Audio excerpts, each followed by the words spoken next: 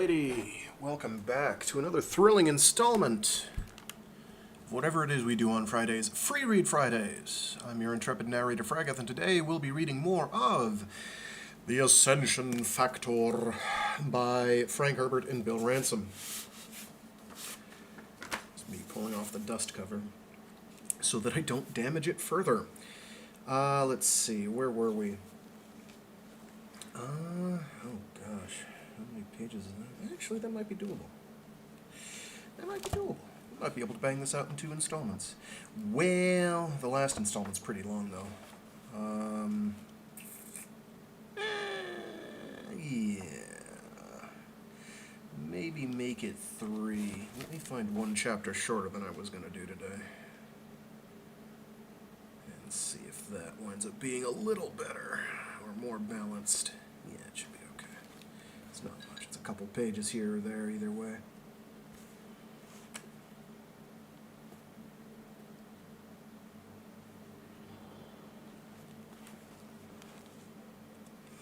Let's get to that point and see how we're doing. So, previously on, really the biggest thing we learned is that Flattery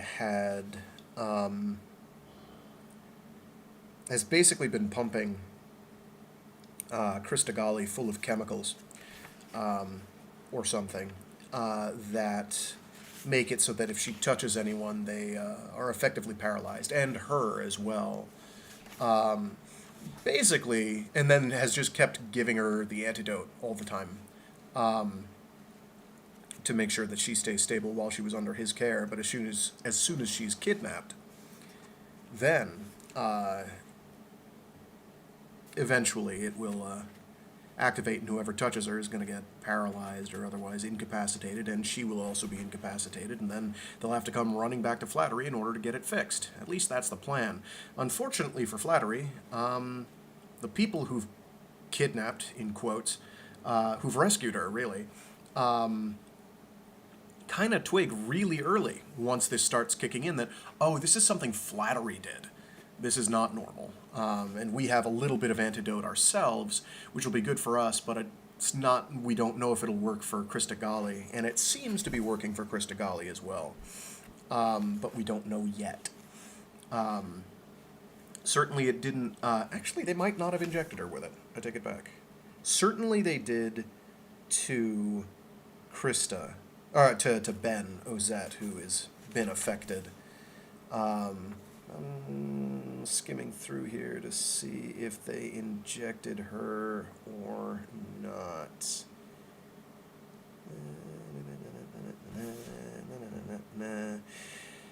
One of the downsides of doing these initial things is sometimes I make it very clear that I've either misunderstood or misremembered the material in the text.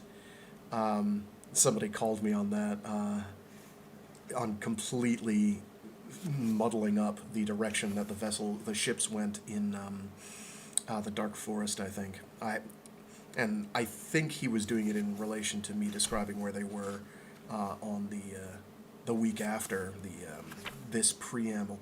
Now, I can't tell if they injected Crista or not. Somebody can listen to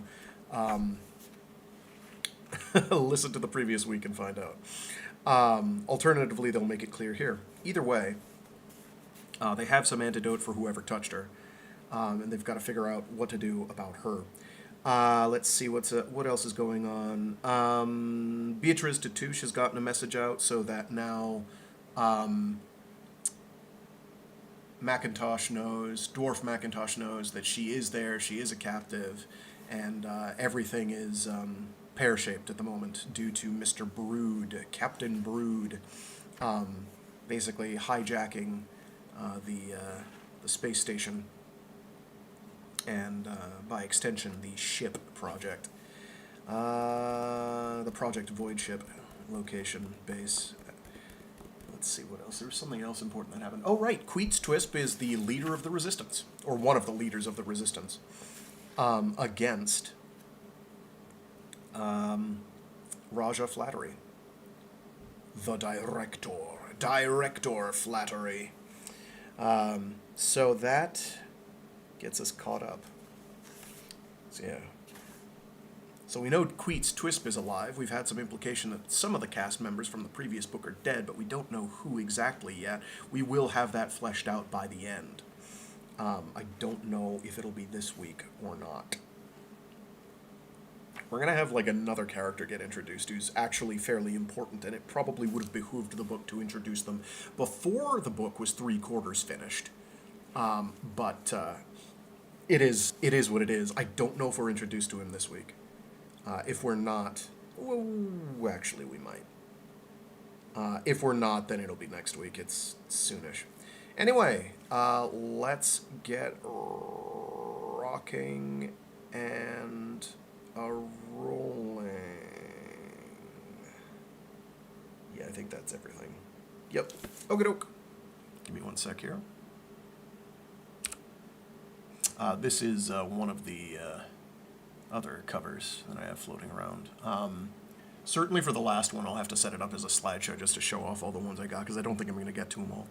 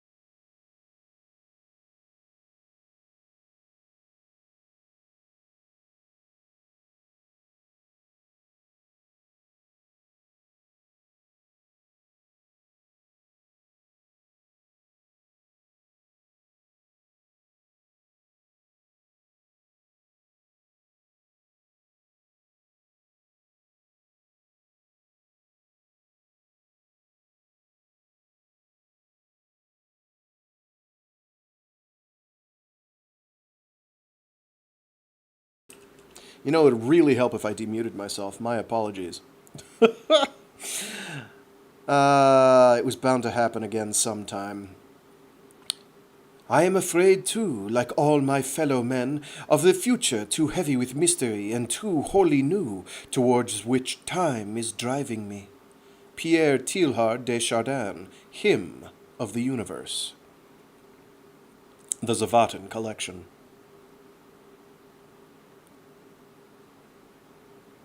Doob muscled the controls of his track as it lurched across the rocky no-man's land between the periphery road and the settlement. The track's ride was a kidney-buster, but it wasn't confined to the few flat roads like Stella's little couchette. In spite of the beating, the track didn't seem to break down as often either. This was the third trip to the salvage yard for Doob and Gray this month, all three to fix Stella's 5-year-old couchette. "You should get a top on this thing," Gray hollered. Both men were soaked in the sudden afternoon rain, their short hair plastered like thick wet paint onto their heads. "I like it," Doob hollered back. "My mom always said it's good for the complexion." "That's what they say about sex." That was the first glimmer of humor that Doob had seen from Gray all day. Gray had come by a half hour ago after getting off work in the settlement. He was grim-lipped and humorless, which was not at all like the relaxed Gray who lived next door.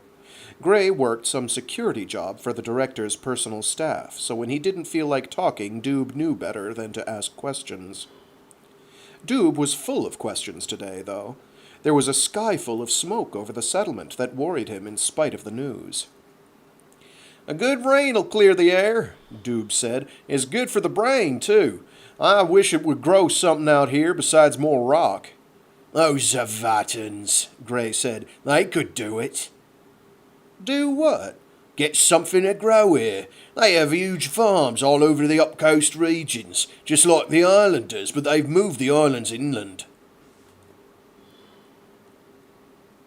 Doob looked at Gray incredulously.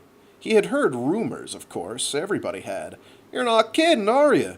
They grow food up there and the director lets them get away with it? That's right. He can't keep control up there and down here, too. But everything up there's just cliff face and rock.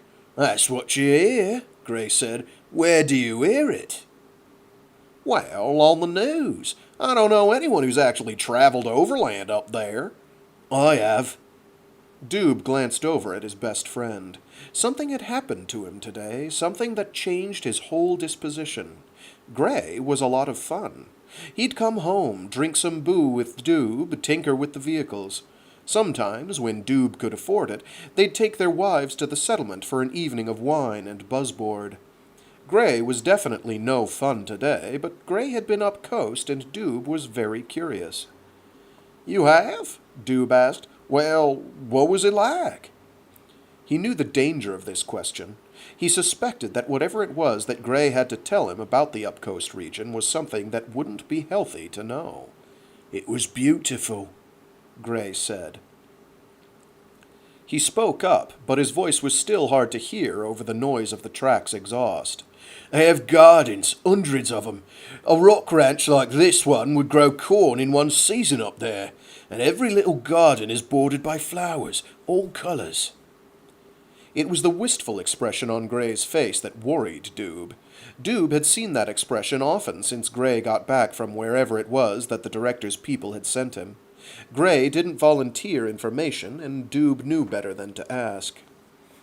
The less he knew about that kind of stuff, the longer his lifespan. He was sure of that. Besides, he listened to dangerous politics from his roommate, Stella. Like Doob, she was 22, but she hung around with artists and tried to act older. She had converted most of their living space to a multi-level hydroponics garden, and she grew mushrooms under their rooms. Gray knew this, of course, but he pretended not to. Stella came from a long line of islander gardeners. Her family owned patents to seeds mutated specifically to Pandora, and about 3 centuries of know-how in hydroponics. Doob thought she could probably make the walls sprout if he let her. Stella talked non-stop, but this didn't bother Doob. It meant that he didn't have to say much, and that was the way Doob liked things. Gray signaled him to shut down the engine. The track backfired once and stopped atop a rock ledge that afforded them a sweeping view all around. I want to believe I can trust you, Gray said. There are some things I need to talk about. Doob swallowed, then nodded. Sure, Gray. I'm a little scared, you know. Gray smiled, but it was a grim smile. You should be, he said. He pointed to the refugee sprawl ahead. There are starving people out there who would kill you for one meal out of Stella's garden. Flattery's people would kill you for growing illegal food. I might kill you if you told anybody what I'm about to tell you. Doob sucked in his breath. From Gray's steady gaze, Doob knew he wasn't kidding. He also knew that he needed to hear whatever Gray needed to say. Even Stella? Gray's eyes softened. Doob knew how much he liked Stella. He treated her like the daughter that Gray and Billy never had. We'll see, Gray said. Hear me out. Gray spoke in a near whisper, and his gaze darted around them nervously. Doob hunched close to Gray and pretended to be working on the track's control panel. He had the distinct feeling they were being watched. I've been gone a month. You knew that, Gray said. They sent me up coast to spy on some Zavatans up there. They set me up with a story, a lapel camera, a way in and out. Overflights showed some signs of illegal fishing and food production. Flattery wanted details. What I saw there changed my life. He lifted off the lid to the control panel and propped it up. Both Gray and Billy had been raised down under in merman settlements. He's methodical, like a merman. Doob thought. Gray's ice-blue eyes kept watch for a moment around the track. Out in the open, this close to the perimeter, there were risks of other dangers than humans. Gray continued to talk in his slow, quiet way. They're islanders without islands, he said. There are thousands of them up there. Flattery has no idea there are that many. They have camouflaged for overflights. The ratty little gardens that we see from the air are meant to be seen. Under the camouflage and underground, that's an whole different story. They make bubbly out of nutrient vats the same way they used to. Except now, instead of growing islands out of it, they spray it in a foam across rock like this and grow plants on it a week later. They make it out of garbage and sewage just like the old days. On flat land, or the second time around, the bubbly is formed into a centimetre-thick sheet of organic gel, 12 metres across. Seeds are impregnated in rows into the gel, and they spread it across bare rock or sand, or last year's garden. It holds nutrients, water, and defence from predators, all in a time-release bonding. Wouldn't Stella love to see this? Sounds like her idea of heaven, Doob said. She misses the island life, even though ours was grounded when we were 5. I miss it too, I guess. Not the drifting so much as the freedom. We worried about grounding, but we weren't afraid of each other. This last Doob offered with some reservation. To admit that you were afraid of security was to imply that you had reason to be afraid. Fear was grounds for investigation. Yes, Gray sighed. We are afraid of each other, aren't we? Even you and I. Up there, he nodded up coast, they're wary, but they're not afraid. What did you do about your report? Did I expose their happiness? Did I betray the only sign of humanity I've witnessed in almost 20 years? No, I lied, and I made sure my camera lied. But I'm not as brave as you think. I know what Flattery suspected, that there were settlements, illegal food. But I also know what Flattery wanted. He wanted it to be ragtag, not worth going after, because he doesn't have the force to stop it. Look around you, Doob. Gray swept his arm, taking in the horizon on all sides. This takes every bit of manpower he's got, and he's losing it. There were riots in the settlement today, big riots, and there will be more. The news is not news, it's fiction outlined by Flattery and written by his personal fools. His lies keep us small, and as long as we're small, he keeps control. Nah, he didn't want there to be anything big up coast, so when I showed him a few raggedy-ass dirt pokers, it made him happy. So, maybe he'll stay here. His major forces are here and in Victoria, with a lot of sea patrols on the fishing fleet. The world is a lot bigger than that, Doob. It's a lot bigger, and getting bigger every day. I think you and Stella should go up there. What? Doob banged his head coming out of the control panel. Are you crazy? She's going to have we can't think about anything like that right now. We gotta stay put. Doob, I know she's going to have a baby. Stella told Billy, and Billy told me this morning. She can't hide it much longer anyway.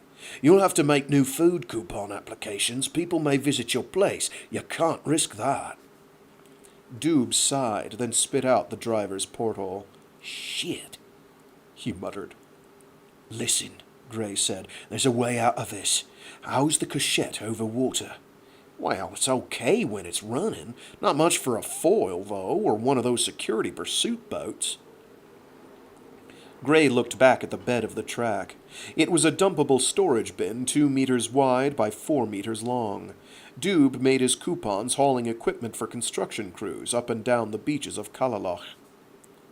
Can you get 300 clicks out of this thing? Over rough terrain? Doob shook his head. No way. 200 tops. With a converter and access to seawater, I could probably drive around the world. Yeah, Gray said, pulling at his chin, but there's no seawater inland, and converters won't work in streams or lakes. I have an old high-pressure tank at my place. That would get you the whole way.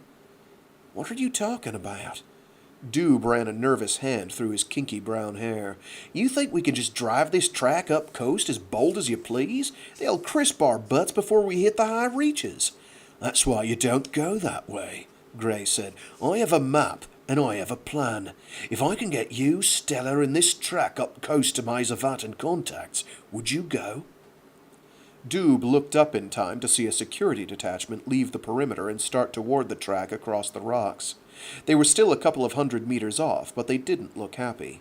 Shit, Doob said. He replaced the control panel and started the engine. He began to pivot his machine on its left track to go back home. No, Gray shouted. We set out to get a starter for that Cochette, and that's what we'll do. Give 'em a wave. Gray waved at the security squad, and so did Doob. The squad leader waved back, and the men turned back to the perimeter road to see where it was easy. Wow, okay. The squad leader waved back, and the men turned back to the perimeter road where it was easier going. See, Gray hollered, it's like that everywhere. Learn what's easiest for 'em and you can get by. We'll talk more about the up-coast trip on the way back. I've got it all figured out, don't worry. He flashed Doob a smile, a big one, and Doob caught himself smiling back. Gardens, he thought. Stella will love that for sure.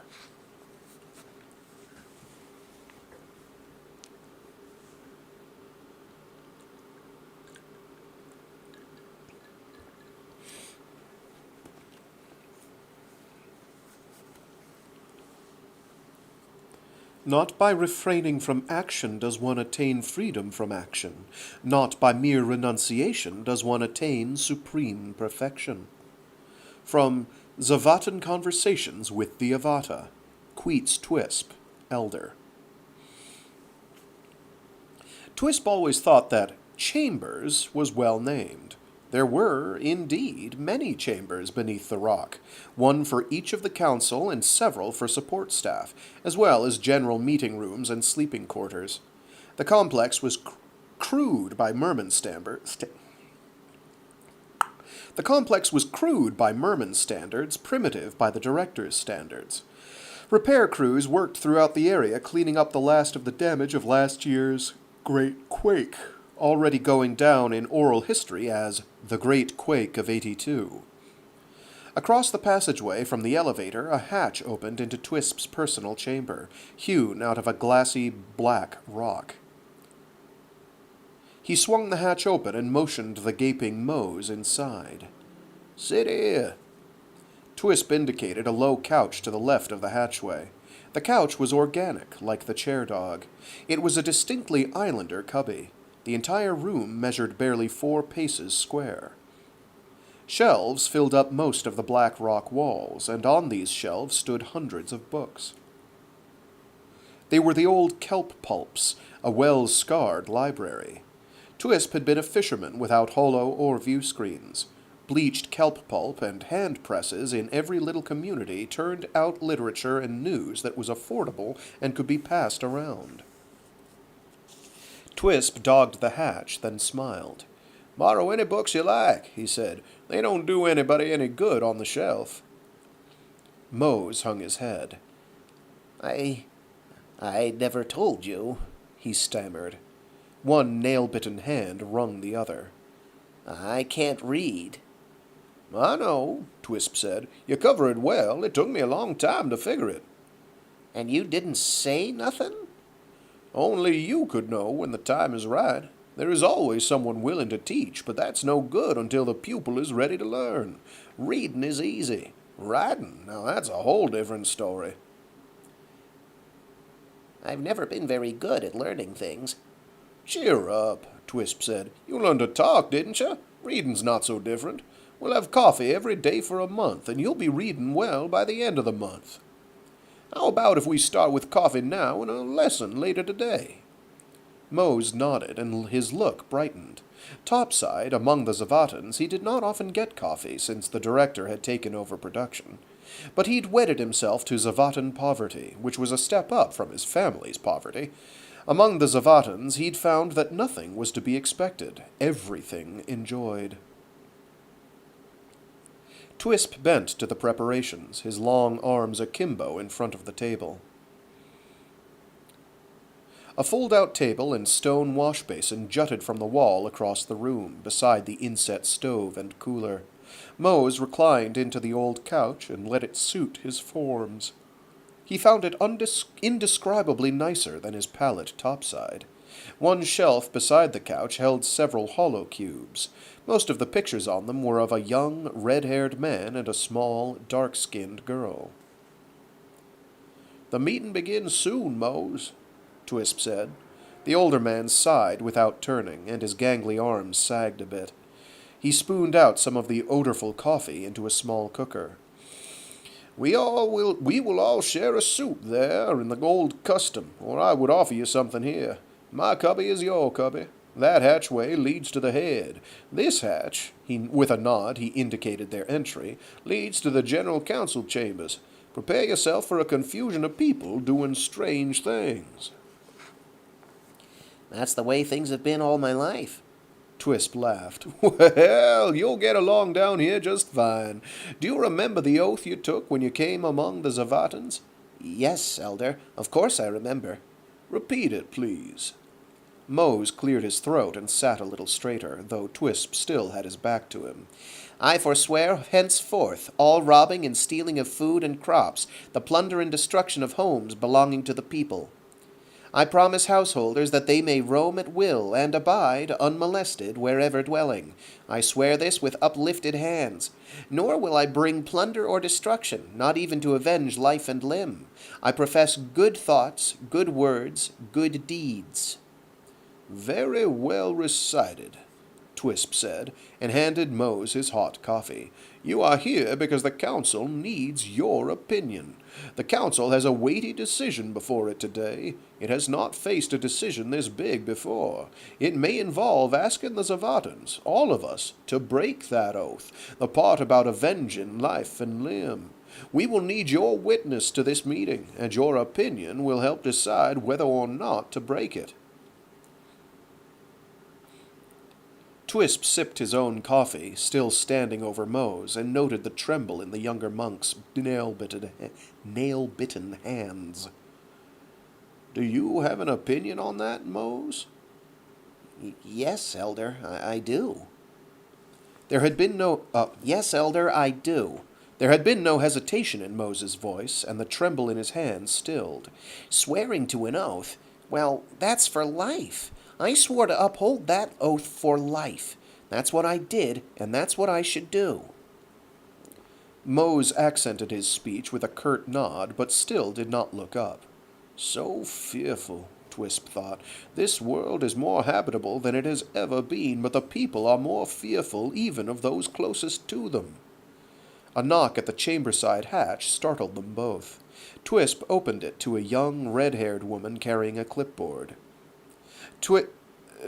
She was shapely, enhancing the green fatigues characteristic of the Kelp clan. The name above her left breast pocket read, Snej. Her blue eyes were rimmed in red and swollen.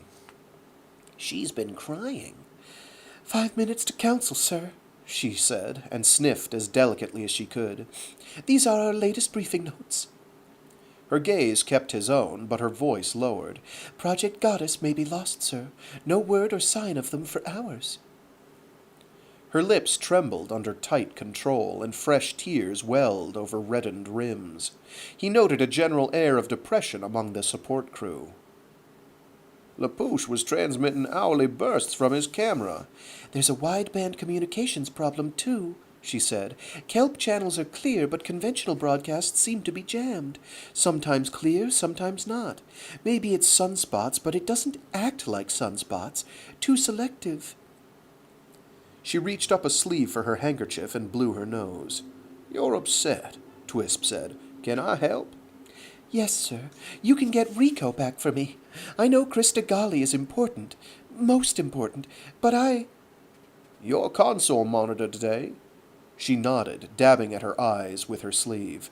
Concentrate on communications to or from Flattery's compound and shuttle everything to council chambers. We'll get them back. Rico and Ozette don't panic under fire." This last seemed to rally the young woman. She blew her nose, straightened her shoulders. "Thanks," she said. "I'm sorry. I'd better get back. Thanks." Mose followed Twisp out of the hatchway, and they strolled the huge, domed information center bustling with people. Mose recognized some of the villager refugees he'd seen pass through the cavern above. They all wore either the green fatigues of the redhead, Snej, or the dark brown single suits he recognized as belonging to the newer Landstewart clan. Twisp's step took on a spring more youthful than his gray braid as he traversed the deck of this room to makeshift deck. Okay, let's try that again, because apparently I can't read two-letter words. Twisp's step took on a spring more youthful than his gray braid as he traversed the deck of this room of makeshift desks, view screens, stacks of papers, cables across the deck. This was his work of 25 years. Operations, the heart and being of the mysterious shadows worldwide. "Flattery thinks we're in Victoria," Twisp had told the council at the beginning, "and I want the rest of the world to think so too. The shadows will be an illusion, a fiction that we make as we go. The entire world is at stake, perhaps every human life. We must have appropriate patience." He hoped that they still had appropriate patience. Twisp cleared some storage units from an old chair dog and indicated to Mose that he should sit. A large Plaz shield separated them from the ominous quiet of a roomful of techs. The redhead, Snej, nodded to Twisp and tried a smile. Snej reminded Twisp a little of Ambassador Kareen Ale, a friend of his who had been one of the first victims of Flattery's death squad. She saved a lot of lives, he thought, and she was so damn pretty. Twisp shook off the painful memory and settled himself into his console's couch. The other council members' couches were arranged, like his own, as spokes in a wheel, each with access to a console, view screen, and central holostage. Twisp discarded his threadbare robe. Underneath, he wore a rust-colored single suit of the Highlighter clan. The clasped hands insignia at his right breast represented the informal symbol of the shadows. Like Twisp, each of the other three consuls was accompanied by a civilian witness. One couch remained empty, its view screen blank.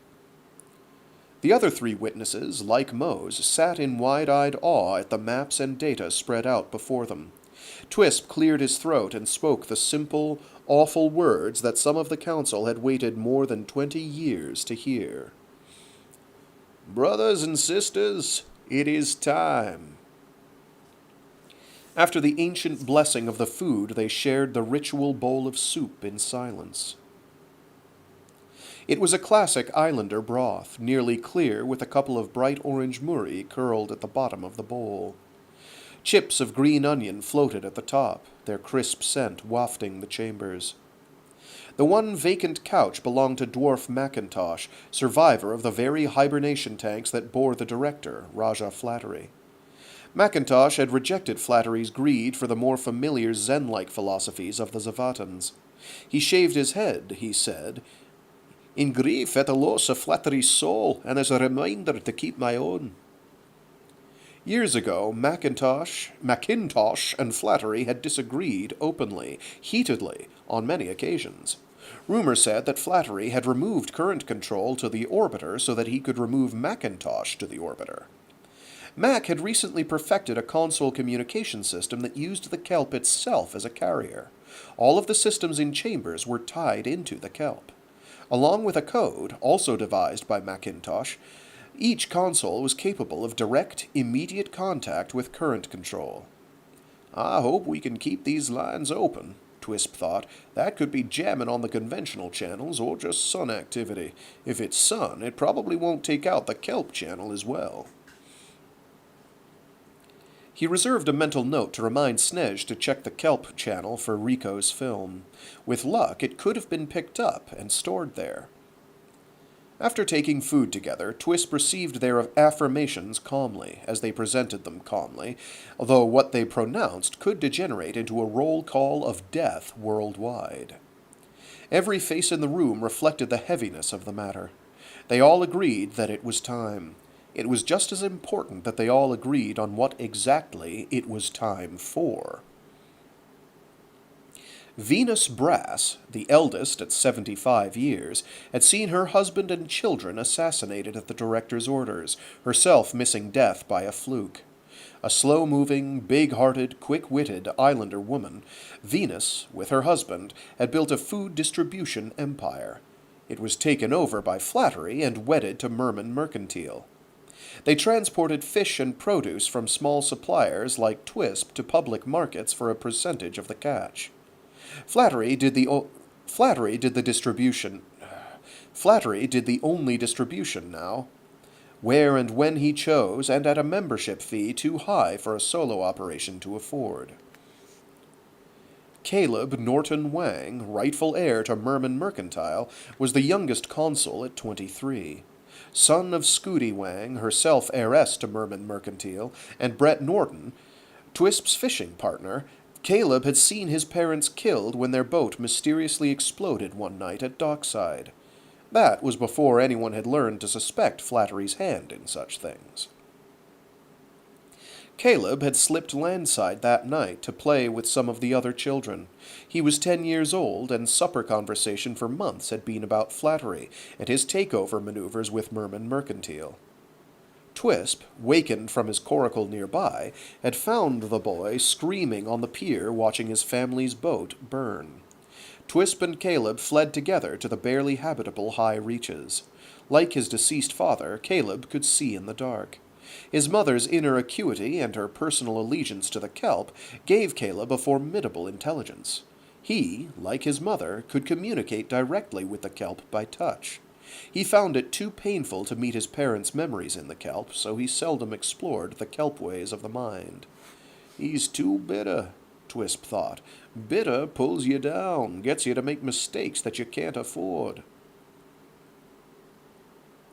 He hadn't seen much of Caleb lately. The boy's district was Victoria, Flattery's only solid stronghold up coast. Twisp feared that Caleb had met the challenge of that command so that he could wreak a personal vengeance on Flattery and his people. He hoped that he had taught Caleb well enough that the boy wouldn't respond to Flattery the way Flattery had responded to his parents. The up-coast inland regions were represented by Mona Flatwing, a red-faced, middle-aged woman who was speaking now. "We are in a comfortable position," she said. Oh, she's got a husky voice. Never mind. "We are in a comfortable position," she said. Her deep brown eyes glittered, and her husky voice spoke with a heavy islander lilt. "Each of our households has foodstuffs for 6 months. We have surplus stores enough to handle a major refugee influx through next harvest. Consul from the coast tells me that we are in a similar position with our seafoods."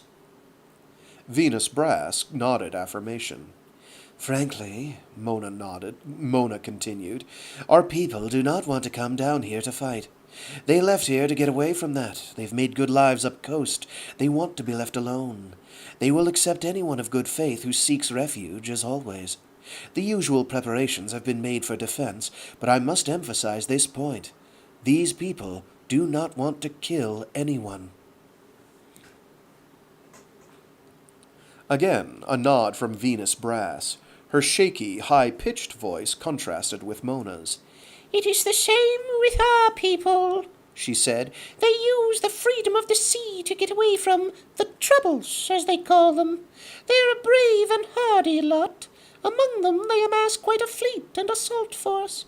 But like Caleb's people, they live among Flattery's people when landside. They trade with them. Families are intermarried. They do not want to kill anyone, particularly family. You've seen how Flattery has shuffled his troops to accommodate that attitude." Bam! Caleb's fist on his notestand startled everyone. Twisp clenched a fist in reflex, then unclenched it slowly on his knee. "This is Flattery's dream council," Caleb said. This is Flattery's dream council, Caleb said. His voice carried the sharp bitterness that Twisp often heard in it lately. We are talking here of doing nothing to curb this madness, this wholesale murder. Was I the only one who witnessed what happened out there today? Talking about what we will do is not preface to talking about... It is preface to nothing, as usual, Caleb interrupted. It's historically true that humans are hungry only because humans allow it. We must simply not allow it. Not for another day. Not for another hour. Venus withdrew as though she'd been slapped, then folded her arms across her thin chest. Did your people start this business today? She asked. Caleb smiled, and the exuberance of it accented his youthful appearance. He's a one who's gone beyond his years, Twisp thought, far enough that he knows when to use that smile. That is Flattery's doing, Caleb said. I have another plan, one more consistent with our ideals. My people committed, and my contacts tell me that many of yours will too. And then what? Mona hissed and sat forward. Doing something will get their attention. Flattery will send security. It was an old argument, but Caleb heard it out. At one point he looked across the table at Twisp. The eagerness that gleamed in his young eyes reminded Twisp of Caleb's father when he was that age. Smart, daring, impetuous. Brett Norton had killed once, out of reflex, but that killing had saved Twisp and Caleb's mother.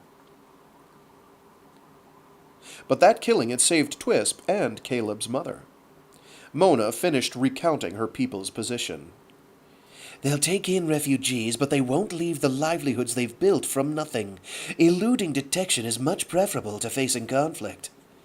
I understand, Caleb said. That's the swift grazer's way. Something else is true of Swifties. If a Swiftie is hungry, the whole rob's hungry. We've coordinated with, and we have a plan rolling that will feed the rob. Twisp repressed the smile. Twisp repressed a smile, even. I guess he listened to my swift grazer pitch after all. Twisp knew that, among the council, there was no such thing as rank. They would vote to participate or not, and to go the ways their decisions dictated. We each have plans, Twisp said. Now they will become a single plan. Project Goddess is 4 hours overdue their up-coast checkpoint. That will merit some consideration as well, this session. There was a murmur about the table. The 4 witnesses looked pale and frightened when they came in, and the agitation of the council made them appear smaller as well. Twisp's hand went up to still the chatter. We have other fish in the pan. Please bear with me. Twisp noted a message coming across Dwarf Macintosh's console and nodded at Snej to retrieve it. He went on. Flattery is dominated with hunger and fear. His obvious motives, to get himself off planet, in command of a void ship. We don't argue with getting rid of him, is that right? There were nods around the table, but Mona spoke up. He's going to take 3,000 of our best people with him and leave the damned security force. They want to go, Twisp emphasized. They should be free to settle the void if that's their passion. We will be rid of them. That is our only concern. But we will have to break down the machinery of his power before he leaves. He must be brought down first, and we must be assured that he can't possibly return. We must deal with criminals without becoming criminals ourselves. If we do not, then we and our children are lost. Snej read what Macintosh had to say from the orbiter. Twisp, Project Goddess has been intercepted. Intercepted? Well, now, that's a step up from lost, at least. Where are they? Who did it? It's the kelp, Snej said. Dr. Macintosh speculates that the kelp got a whiff of Crista Galli and decided to take her. He's being jammed on the burst system, but his kelp channel still works. Did he dump enough data to brief us? Twisp asked. He massaged away a headache gathering in his forehead. Today, more than others, he was feeling the weight of his second half-century. Snej handed him a messenger, and he clipped it into his console. The kelp insectorators diverted their foil into its stand, Mac's voice reported. It completely shifted several transport channels to do so, and an unknown number of subs were disabled, possibly lost. There have been casualties, number unknown. Current control attempted mandatory persuasion on Flattery's standing orders. No effect. Murmurings rose around the table. Twisp, too, was amazed. The kelp resisted, he thought. There's the sign we need. Do we have anyone in that area? Caleb asked. Any kelp clan people who know what they're doing? Mona flurried her fingers across her console. Yes, she said. We have an oracle landside of their position. Plenty of personnel. If shipping's disrupted there, our people are probably in trouble too, Venus said. I'll try to raise a sub, but my guess is that the whole area's impassable. Twisp interrupted. What we need now is total interference with anything Flattery does. Wherever his men go, whatever move he makes, we need people in the way. We need dead ends. He must be frustrated at every turn. Does his interference and current control indicate that he's penetrated us? It's possible, Snej said, her mouth a grim line, but I doubt it. Ask Dr. McIntosh to shut down current control, Twisp said. There will be reprisals there, as you know, but we know more about moving around in the kelp than anyone, and most of it's on our side. As of now, traffic worldwide will be at a standstill. You all know the dangers, of course. Twisp, who had fished the open seas for most of his life, knew better than any of them the fates they had just decreed for thousands on and under the ocean. Countless innocent people were now marooned in unnavigable waters, some among hostile kelp. The die had been cast, and by Flattery himself. Our success or failure depends completely on the cooperation of the people of Pandora, he said. We need to starve him out. Fight hunger with hunger, fear with fear. Caleb stopped him with a raise of his hand, then apologized with the acceptable nod. We don't fight hunger with hunger, Caleb said. His voice was soft, his tone as reprimanding as a new young father's. We're human beings, he said. We fight hunger with food. There was a deferential silence. Then Mona's witness said, Aye, we're with you. Caleb, you show me how we can dump Flattery and feed the hungry, and we're in too, Venus said. It's so simple it'll make you cry, Caleb said. Briefing now appearing on your screens. As you can see, we'll need the cooperation that Twisp was talking about. We have to get Ozette and Galli on the air immediately. Can we count on Shadowbox? You're right, Mona agreed, tapping her screen. Timing is the key here. The people cannot help if they don't know how. They will believe Ben Ozette. They will worship Crista Galli. They must be given a plan now. My people are infiltrating now, Caleb said. His voice was calm, confident, his father's strong chin set straight ahead. They will be about 5,000, well mixed throughout the poor. Word of mouth is best among the poor. Anything else from McIntosh? Twisp asked. Snej nodded, biting her lip. Yes, she said. He says Beatrice Tatouche is aboard, and the drinking water has made her sick. Snej looked up from the messenger, puzzlement wrinkling her brow. Twisp felt his heart double time in his chest. Well, he announced, that's our personal code for big trouble in orbit. Flattery probably sent up a security force with Beatrice. He must suspect something's up with Mac. Damn! Twisp sucked in a deep breath and let it out slowly. Too bad she's not with us, he said. I wish McIntosh had some support up there right now. Let's see what kind of support we have down here right now, Caleb said. Let's mobilize our upcoast people and rescue that foil. Caleb rose, obviously ready to leave for Victoria immediately. We need him here. Caleb, he said, let's take a walk. You're nearly 3 hours away.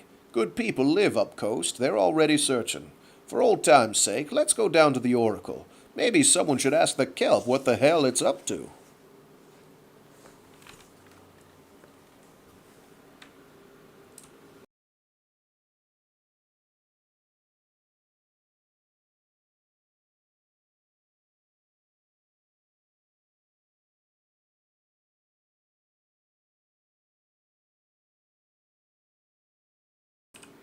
Roots and wings, but let the wings grow roots, and the roots fly.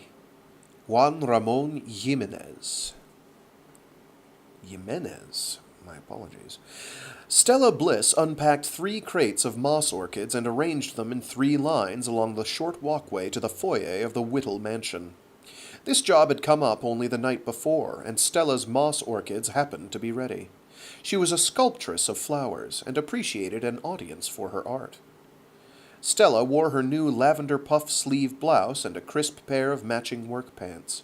The blouse favored her breasts, tender with her recent pregnancy, but she supposed this would be the last time she'd be able to get into these pants for a while.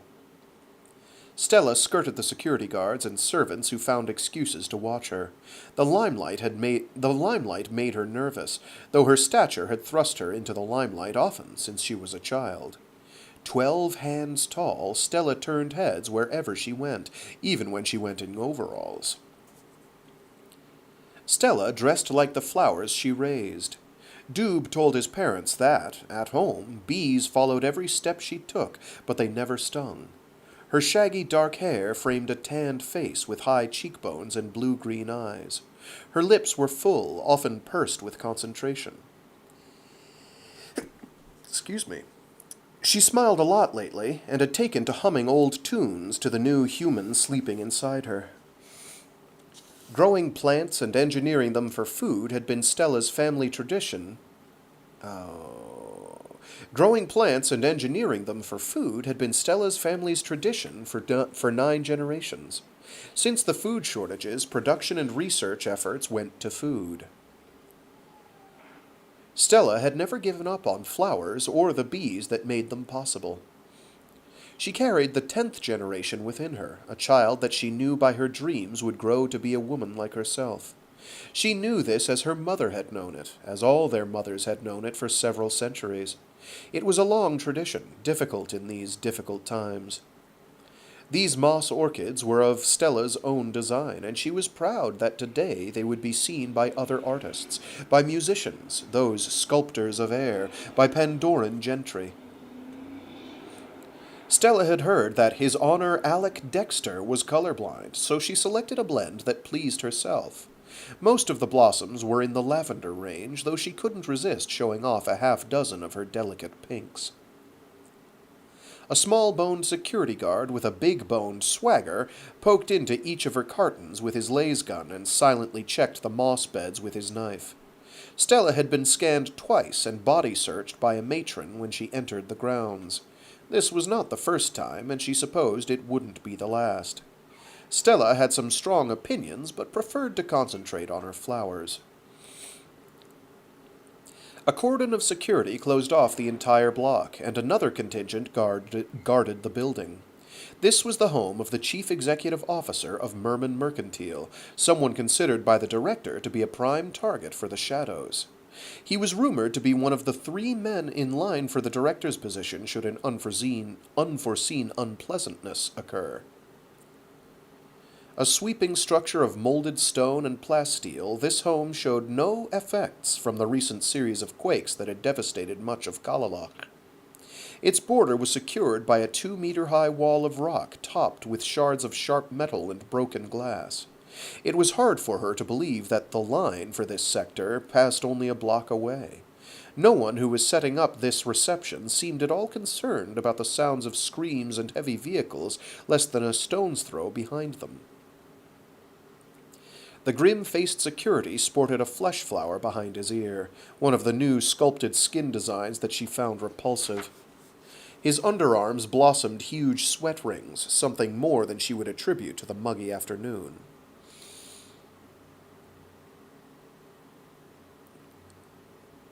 "What would you find in that dirt?" she asked him when he finished.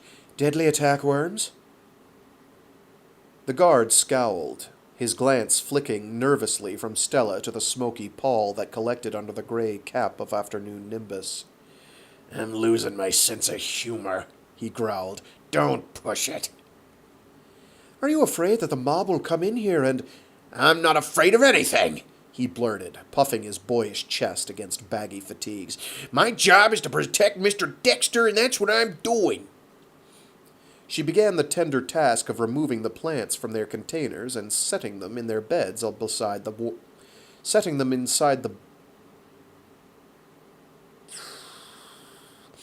She began the tender task of removing the plants from their containers and setting them in their beds beside the walk. This was the part she liked, handling the silky vines and blind roots, smelling the loam as she broke it open. At the end of the day, when she cleaned her short nails, she did it over one of her pots so that nothing was lost. You must like flowers. You went through a lot of pain and trouble to get that one behind your ear. I was drunk, he said. They could get them to smell good. If they could get them to smell good, it wouldn't be so bad. They'll come up with something, you'll see. Smell these. She held a lavender orchid up to him. He took it from her and put it to his nose, then allowed himself a smile. It pleased her that the tension in his face relaxed a bit. Yeah, he said. That would be nice. Well, this type of flower didn't have a scent until just a year ago, and it didn't blossom for moss until 5 years ago. I taught it how. Flowers, the security snorted in a show of disdain, but didn't turn away.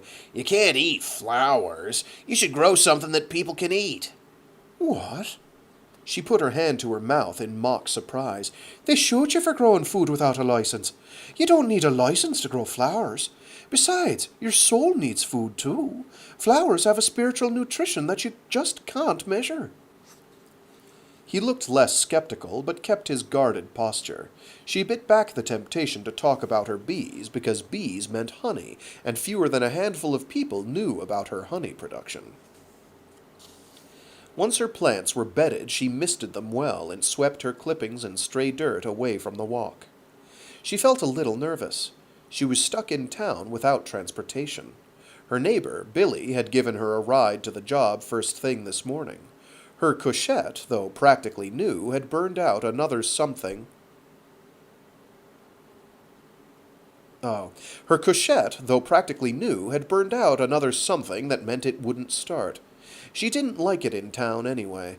It wallowed in tight places, and it always frustrated her. There was the tram into Central Area with a transfer out, but it was probably shut down because of the mobs. She didn't relish the idea of walking the 10 clicks home without Doob to protect her.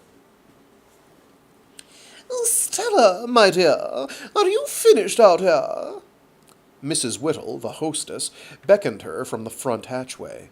She was a gray-haired, prim woman, and with an honest smile for everyone and a fair skin that could only be merman-born.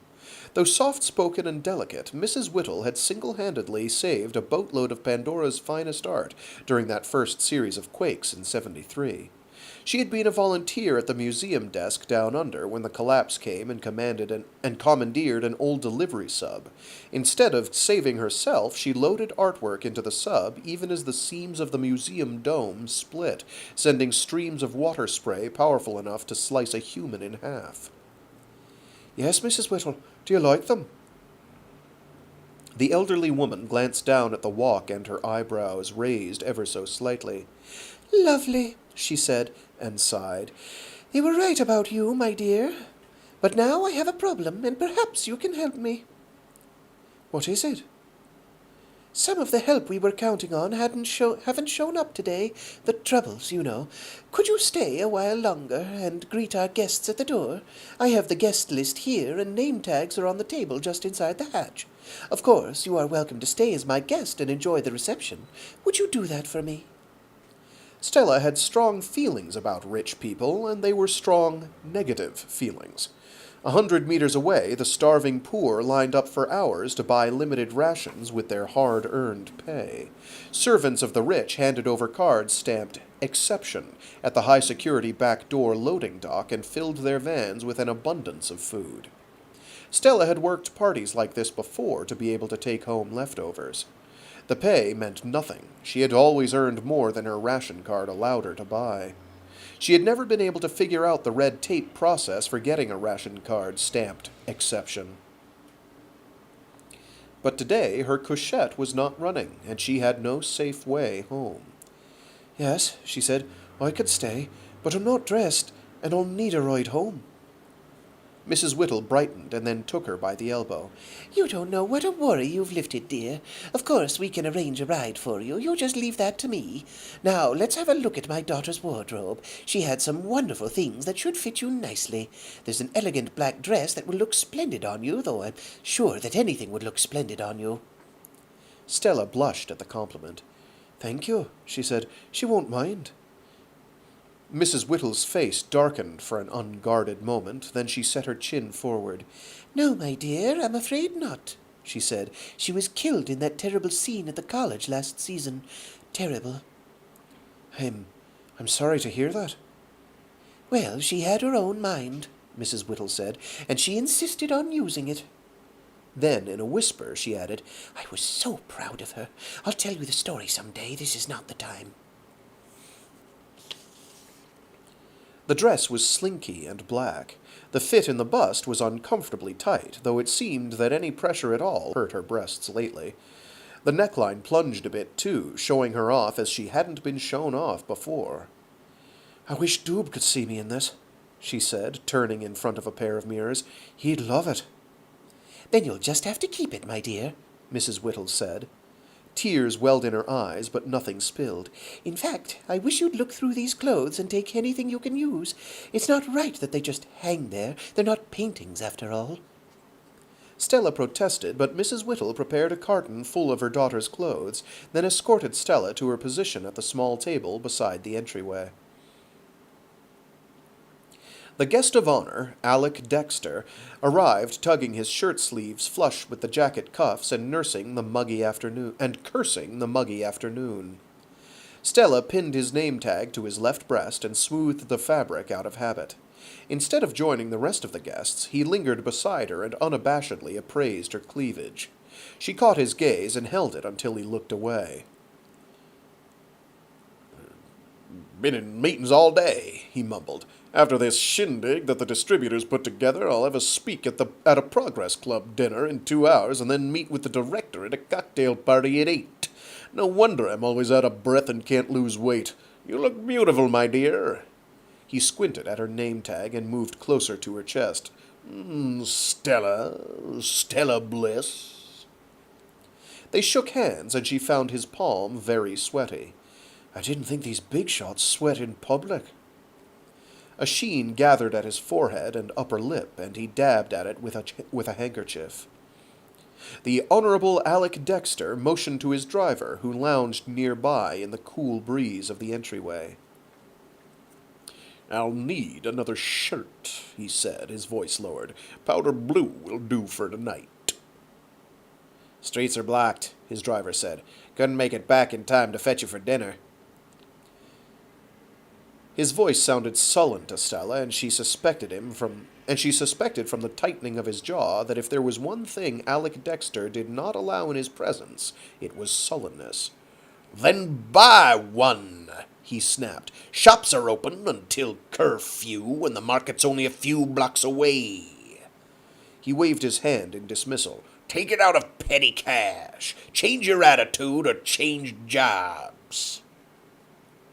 The hatchway behind the driver framed a small street scene capped with a tumultuous sky. 2 guards faced the street with their backs to him. A third tilted his head at the sound of 3 tones that came from the messenger on his belt. He picked it up, spoke into it, then hurried inside. His face seemed to pale more with each of the 5 steps that brought him to his honor's side. Their conversation was brief and whispered, but Stella heard every word. "Code Brutus standby warning, sir. Do you want to secure here or at the compound?" "Shit," Alec Dexter said, and he turned his face away as though he'd been slapped. He, like Mr. Whittle, was a possible successor to the director. He rubbed his forehead while a track full of security emptied itself out front. His face was as pale as his guards. He watched the security squad fan out from the track and take up positions outside. A half-dozen armed men covered with grime and streaming sweat shouldered by him and stationed themselves about the reception. "These ours?" he asked his guard.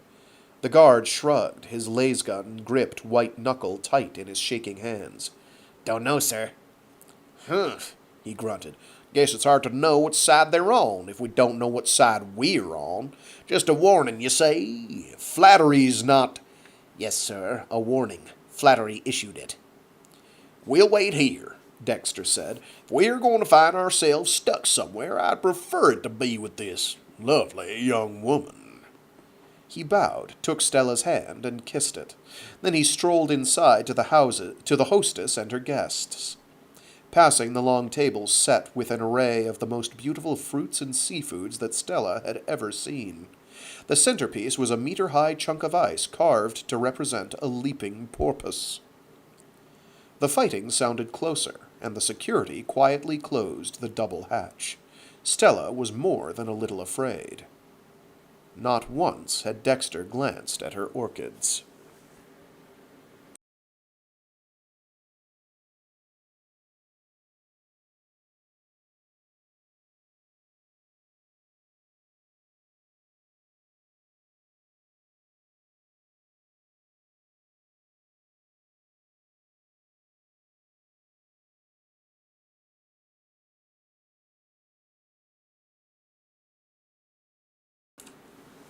To be conscious, you must surmount illusion.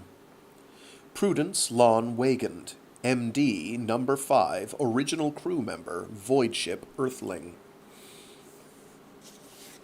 The series of explosions dropped by Flattery's Skyhawks from the surface wounded the green kelp in Sector 8, killed tens of thousands of fishes and a pod of bottlenose porpoises, and roiled up enough sediment to clog submersible filters for a 50-click radius. A huge stand of blue kelp neighboring Sector 8 retracted all of its fronds instinctively and clamped itself as tight around its central lagoon as possible. In this configuration, its leaves were packed so tight that it could barely breathe. Feeding was out of the question. The blue kelp, when fully deployed, reached a diameter of nearly 100 kilometers. Its outer fringes bordered domestic kelp projects for nearly 280 degrees of its circumference. The rest faced open ocean, and some of it was growing daily at a visible rate. For its own safety, it kept out of contact with the domestic kelps. These were slaves to the humans, bound to the electric whip. This much the blue gathered from the dying shards that drifted its way. There would be many such shards soon. Kelp death always followed these explosions. Other deaths followed, too, at times feeding the blue kelp into an incredible spurt of growth. This day, something else drifted in on the currents. Something like an aura, a fragrance, something that kept the kelp from hugging itself too tight, too long. Something stirred this blue kelp deep within itself, setting its genetic memories tingling. Nothing would quite come to the fore. Soon the blue could no longer help itself and opened its fronds wide, in hopes of a good, strong whiff.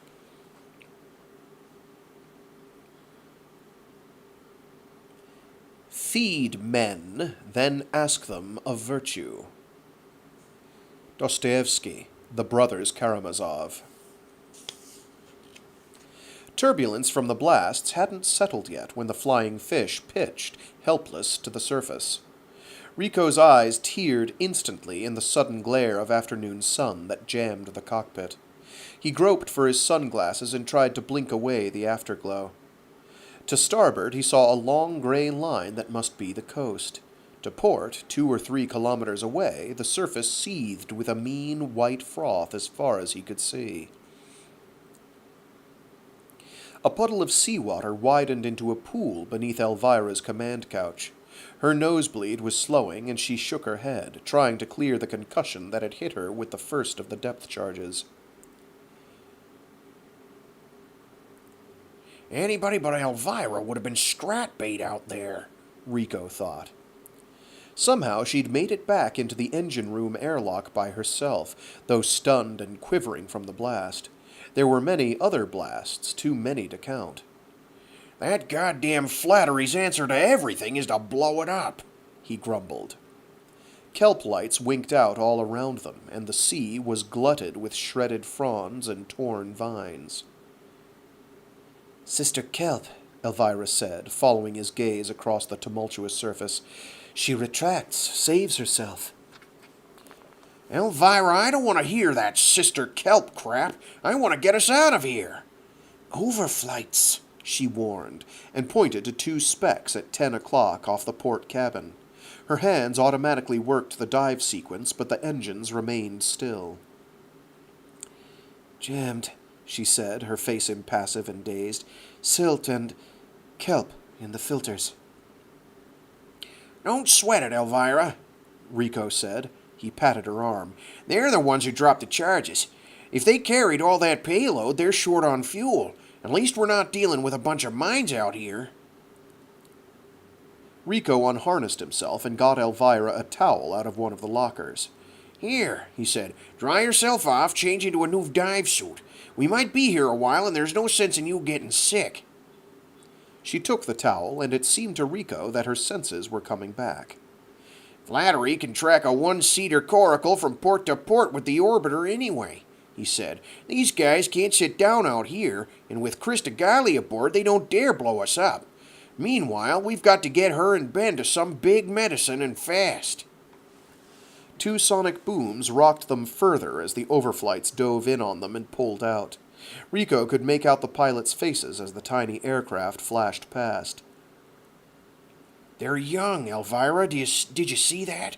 With their whole lives ahead of them, they chain themselves to Flattery. He fisted the arm of his couch and grumbled. Why do they do that? They should be out cuddling some young thing in a hatchway somewhere. Didn't their mothers teach them any better? Their mothers are hungry, Rico. They're hungry now. Their mothers are hungry, Rico, and they're hungry now. Rico glanced at Elvira with surprise. He was accustomed to speaking to her, but getting nothing but grunts for reply. She was already out of her restraints and fighting the toss of the foil, making her way to the aft lockers. You're not going out there again, he said. The seas are a mess. Nothing can get through here. You will calm down, she said, and it sounded like an order. Elvira peeled off her dive suit and toweled off her finely toned musculature with the candor typical of mermen. Care for the others. I will clean out the filters. As she slipped into a fresh suit, Rico realized he'd been aroused at the sight of Elvira's pale body. Even her thumb-sized nipples seemed muscular in the chill. He would never approach Elvira, both of them knew that, but the surprise of his arousal reminded Rico of Snej, and how much he'd missed her. Elvira's plan was the logical thing, he knew. He ticked off a list of priorities. Ben and Crista, he thought. Keep 'em breathing. Monitor the radio, prepare for surprises by Vachon security. Elvira swept past him to the hatch without so much as a glance. Rico fought the pitch and roll of the foil to the lockers and pulled out 3 more dive suits. He worked himself along by handholds in the bulkhead back to the galley. On his way, he listened to the crackle of the radio and the report from the overflights. Skywatcher leader to base. Charges away. We have your fish. Over. Roger, Skywatch. We mark your position. Warbird is launched. ETA 30 minutes. Status report. 30 minutes? Rico thought. Their bird must be a foil, and a fast one. Not room for a lot of hardware or a lot of bodies. Good. We might have a few surprises for 'em. The radio continued to chatter about the condition of the flying fish and speculation on the occupants, but they were quickly out of range. Rico bent over Ben and saw that he was immobile. His chest was not rising and falling, but his color wasn't bad. He put his cheek to Ben's mouth and detected the slightest breath. Checking the pulse at Ben's neck, he noted that his partner's heart was beating, but only a few beats per minute. His eyes were open, but still. They looked dry, so Rico They looked dry, so Rico opened and closed the lids a few times to lubricate them, then left them closed. He unhooked the restraints and struggled to get Ben into one of the dive suits. "We're topside," he said, hoping Ben could hear. "They threw some charges at the kelp, but I think it's just surface damage. Elvira's out there unclogging the intakes. Flattery's people have a foil on our tail. They'll be here in no time. We may have to go over the rail." He heard a groan from Crista Galli and saw that she was trying to sit up against her restraints. "Your girlfriend's coming around," he said. "I'll get her into a suit, then get into the code book and let operations know what's going on. Everybody else seems to know where we are." He sealed Ben's suit and inflated the collar, just in case. When Rico turned to Crista Galli, he saw that she was crying. Her red-rimmed, swollen eyes stared at Ben's death-like form on the galley deck. She seemed to be conscious and aware. "Can you understand me?" Rico asked. In spite of her restraints, he remained well out of reach. She nodded. Yes. "Have you ever had this reaction before?" Yet. Her voice was slurred. Once. Before he gave me shots. I pretended to take pills, spit them out later. "What happened? What will happen next?" She tried a shrug. More of the same. Maybe seizures. It takes a while, she added in a slurred whisper. Nobody's ever made me feel like a human being, except Ben. Rico noticed that the pupils of her eyes dilated and constricted wildly. "Must be some potent drugs," he mused. "Damn that Flattery." "We are in the open," he explained, "and helpless. You need to have a dive suit on in case we go into the water." It flashed on him, then, what Flattery must have realized all along, what operations warned in their instructions. Do not let her into the water. Do not let her contact the kelp. This was speculation, precaution. There would be no other choice if Vashon security showed up. There was no point worrying about it. "I can't help you with it if you can't do it yourself. I'm sorry to say this, but I'd rather not touch you." He held the suit out to her at arm's length. I can't get out of this harness, she said.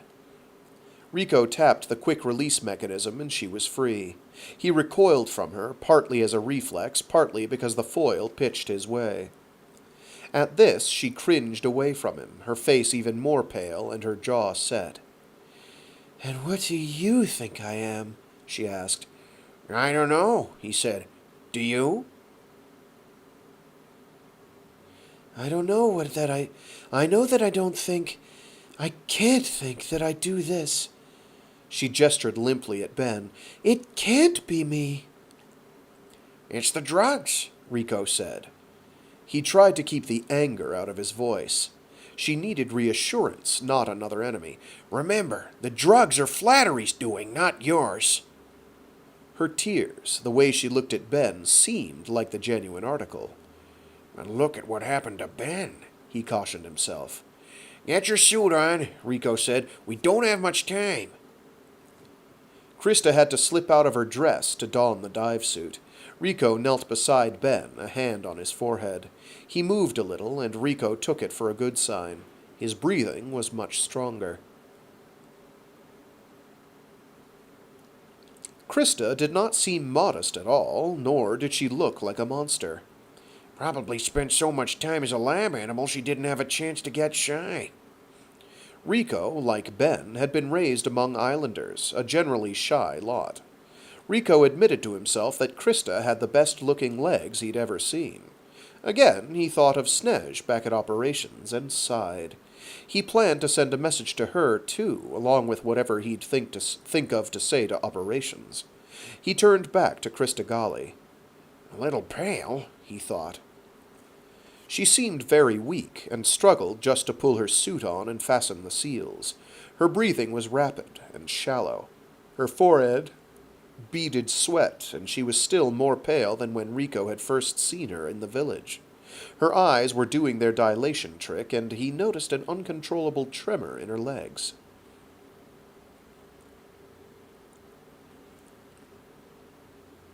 Can you get back into your harness? He asked.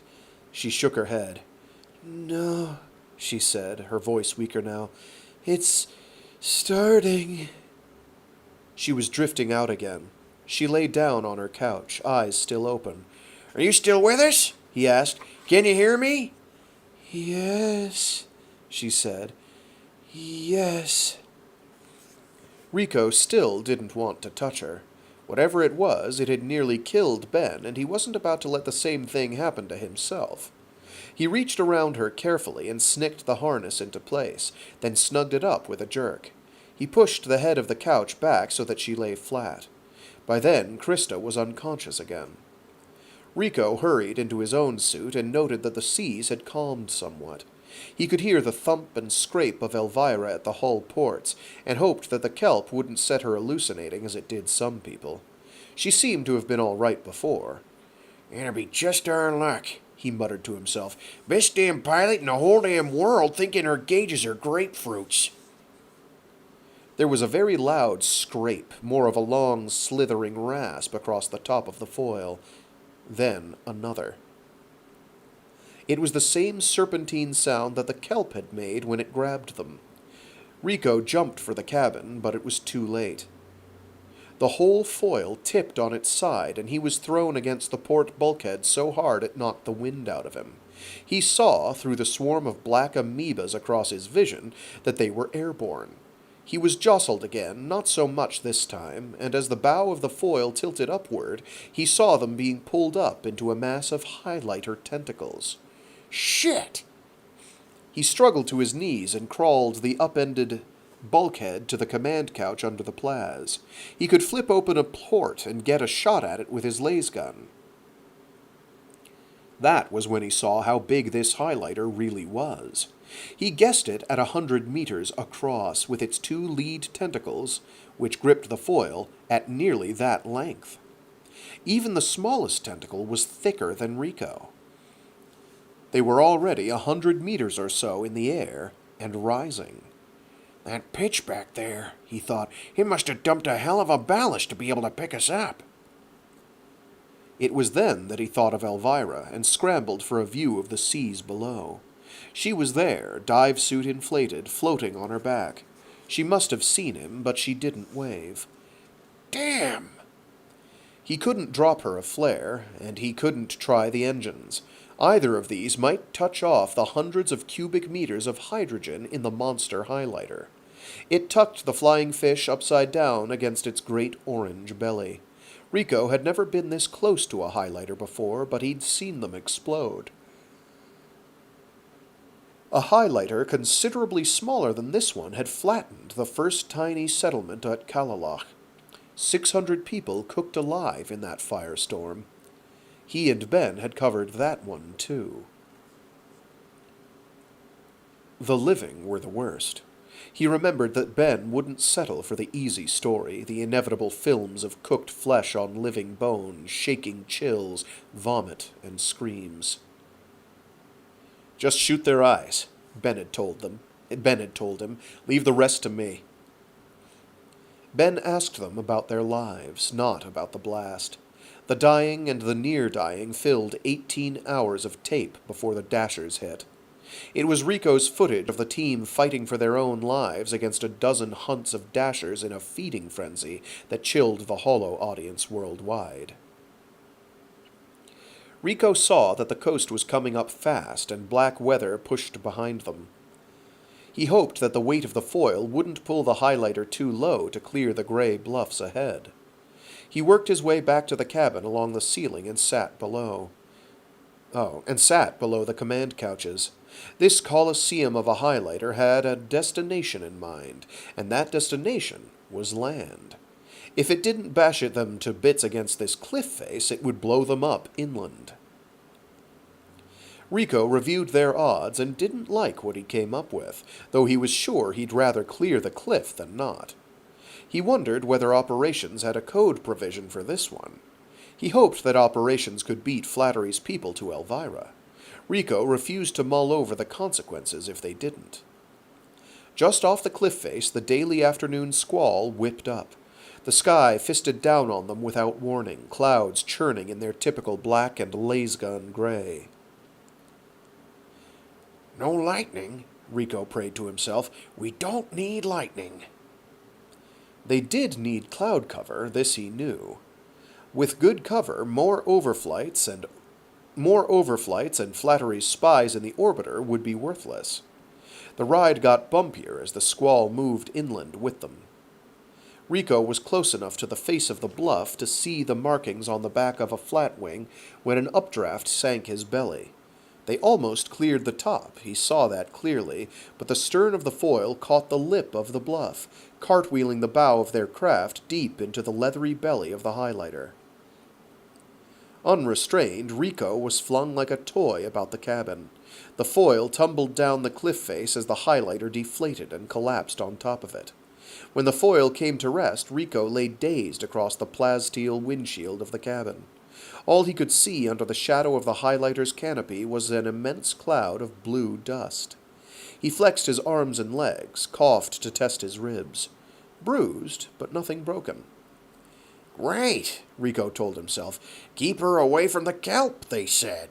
Here we are, smothering in the stuff. He tried calming himself, but a few deep breaths did not still the shaking in his hands. He hoped the foil had slid all the way to the beach. He didn't relish being perched halfway up a cliff. The afternoon downpour washed over the canopy and their foil. Rico thought of Elvira, caught in the open water of the squall, and assessed her chances. Caught in open water in the squall and assessed her chances. They summed up close to 0. She might now be one with her sister kelp. At least there's not much hydrogen left in that monster, he muttered. He switched on the cabin lights and radio. A couple of the lights worked, but the radio was gone. He took a deep breath of the kelp-laced air before heading aft to check on Ben and Crista.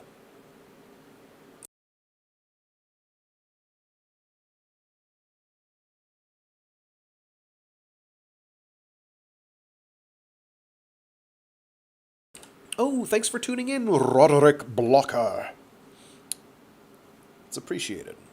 Don't worry about it. That's why they're all up there. This weekend I'll be getting stuff into playlists, or update the playlists. If you think that vision is greater than action, why do you enjoin upon me the terrible action of war? From Zavatan Conversations with the Avata, Queets Twisp, Elder. Alternatively, if you think that vision is greater than action, why do you enjoin upon me the terrible action of war? Because I think it's the Avata saying that.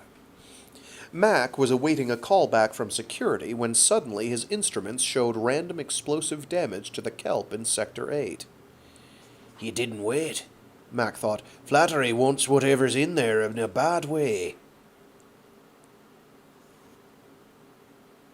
Mac was sure that the something included Crista Galli.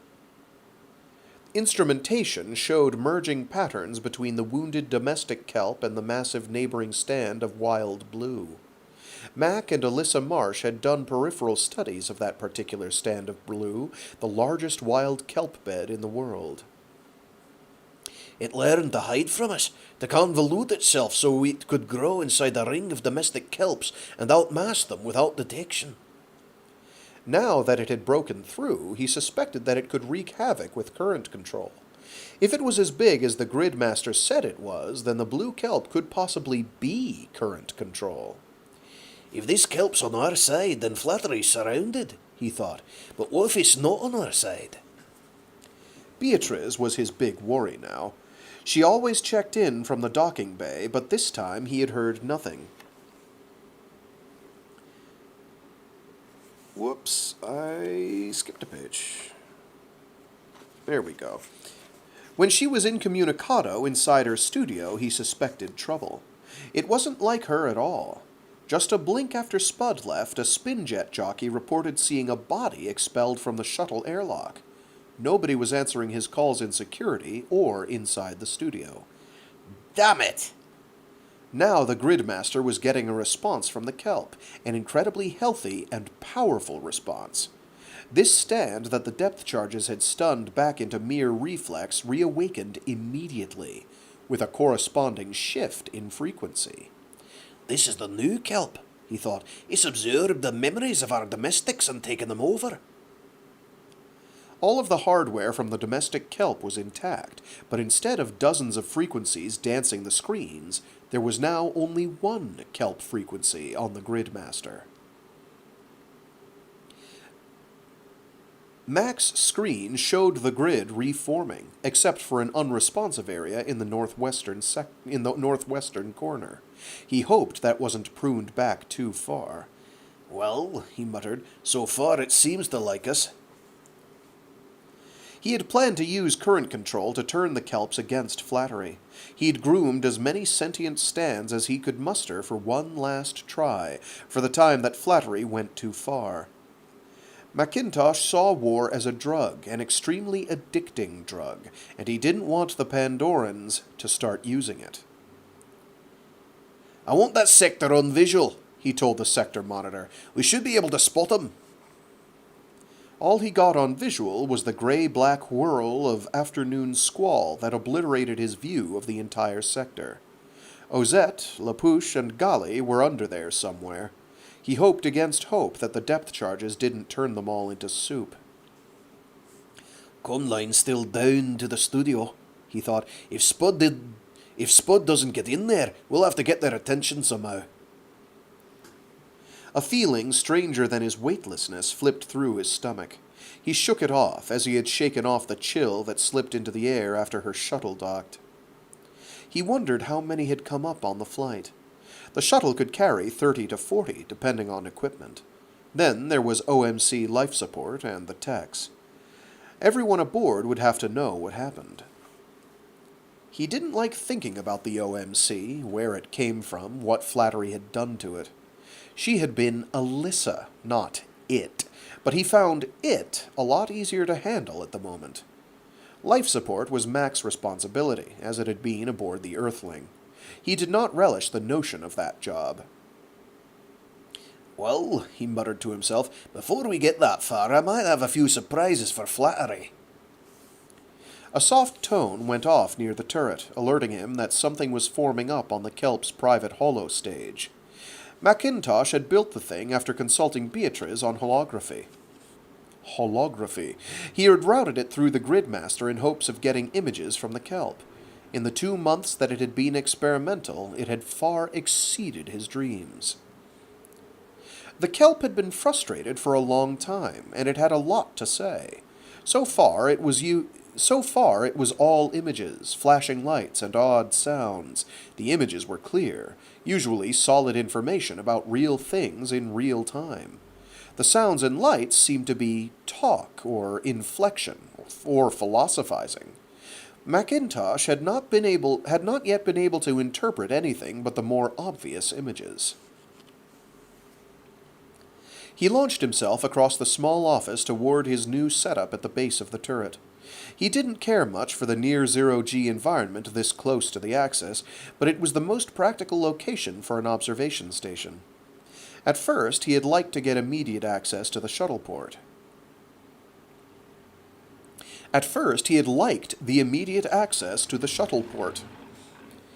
To get the near-normal gravity rim side, he would have to put up with the annoying 2-minute spin of the orbiter that made visualization of anything nearly impossible. His body was lanky enough that it got in the way more often than not. Since he'd become acquainted with Beatriz Tatouche, he had come to like the immediate access to the holovision studio, too. His experimental holo stage lit up with the image of a giant highlighter dragging its ballast across the wavetops. This projection was the best quality he'd ever seen. It was a perfect miniaturization, and the collating data identified this as the source of the disruption within the kelp. A metallic glint off the ballast drew his attention closer to the tiny 3D scene in front of him. That's not ballast! The miniature holo played out the incident with the flying fish and the highlighter. He watched from the highlighter's view as they bore down on the cliff. They came in fast, and when Macintosh realized that they wouldn't clear the top, he caught himself pulling his feet up. Then the highlighter burst, and the screen went blank. "There's an oracle somewhere near there," he muttered.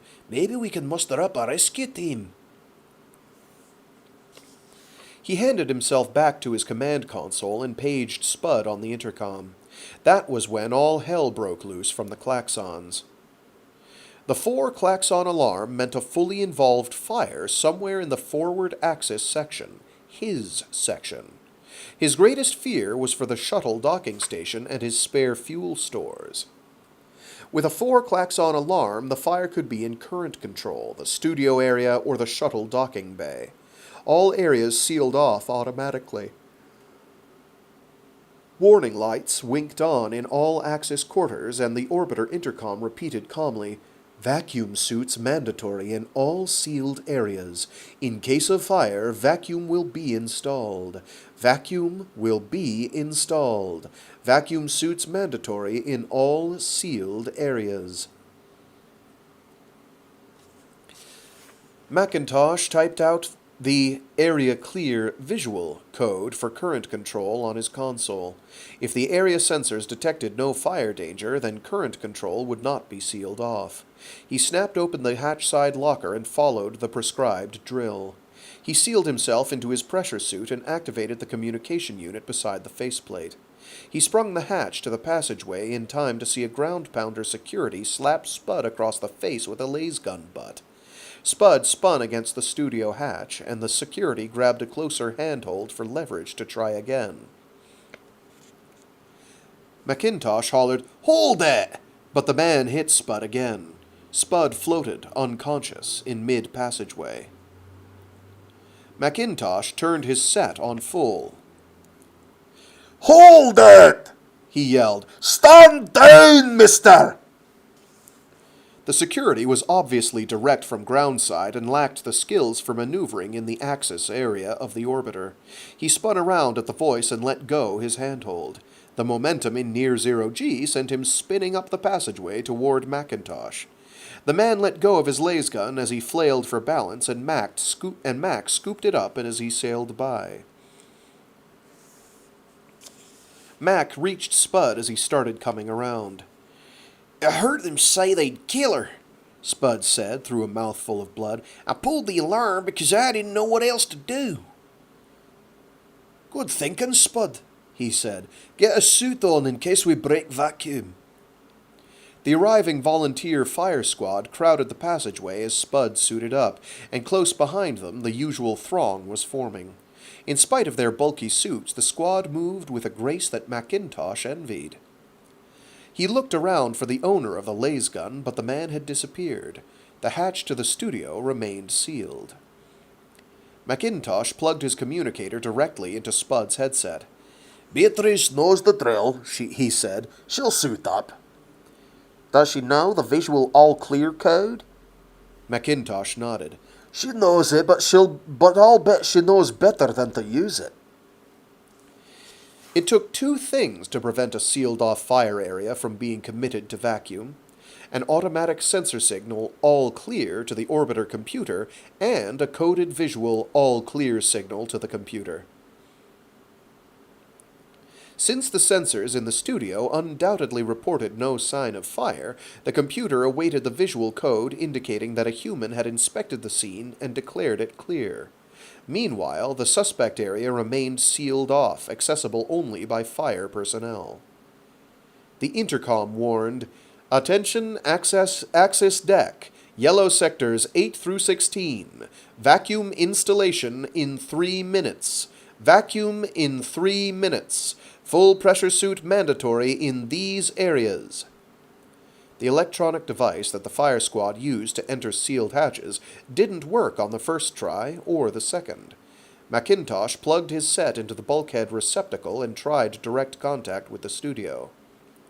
Spud plugged into Macintosh. "Anything?" he asked. Macintosh shook his head. "Static. They're just no—" On the third try, the hatch sprang aside. The fire squad rushed in, and Macintosh shouldered himself behind them, hiding the lasgun as best he could. He was glad he did. Beatrice was the only one who had managed to don a suit. She stood to the side of the hatch and grabbed Macintosh as he raced through. The momentum spun him into the bulkhead beside her, but she had a good grip on a handhold, so they both stayed put. The others fumbled with the seals of their suits, surprised at the suddenness of the fire squad's entry. One of the newcomers made a clumsy dive for the back of the studio, but he was grabbed in flight by a firefighter and his partner, who wrestled him to a handhold and restrained him. Macintosh made sure the rest of them saw his lasgun, and they stayed put. Mac's squad finished their sweep of the room in less than a minute, and one of them sent the all-clear visual signal back to the computer. The intercom announced, "All clear," and Macintosh unfastened his headgear. Beatrice beat him to it. "They killed my crew!" she shouted. "They killed your security squad, and they have weapons back there in the lockers!" One of the firefighters sailed to the back of the studio to search out the weapons cache. "Hold these men," Macintosh ordered, "and hand out whatever weapons they have. We're likely to need them." The firefighters used various lines and straps from their pockets to truss up Leon and his two men. All three were confounded and helpless in 0G. The fire squad lived and worked in it every day, but Macintosh still had to admire their ease of movement, even with 3 struggling captives in tow. Beatrice hugged him tight and kissed him. Even through the added bulk of the vacuum suit, she felt good to him. "I was hoping we could do that under other circumstances," he said. He felt her trembling and held her close. "There are more of them," she said. "I counted 32 altogether. My guess is that their leader, Captain Brood, is with the OMC. Spud, you heard?" "Yes, Dr. Mac." All this action's going to bring somebody down here. Seal off Axis Sector Yellow. All this action's going to bring somebody down here. Seal off Axis Sector Yellow, code admission only. We might seal a few of them in here with us, but it'll give us time to deal with the rest of them." Spud activated the nearest console and completed the order in a blink. Macintosh motioned to the firefighter with the white headgear. "There's a big storage locker across the passageway that's empty. Seal these men in there and then meet me in the teaching lab next to current control. If you can find any weapons from our own security, bring 'em. I want your best tunnel rats, as many as you can muster." "Ah, Commander," he said, then added, "These men are groundsiders, sir. You saw how clumsy they are. Our best weapons here are 0G and vacuum." "You're right," Macintosh said, taking Beatrice's hand. "And strategy. Let's move."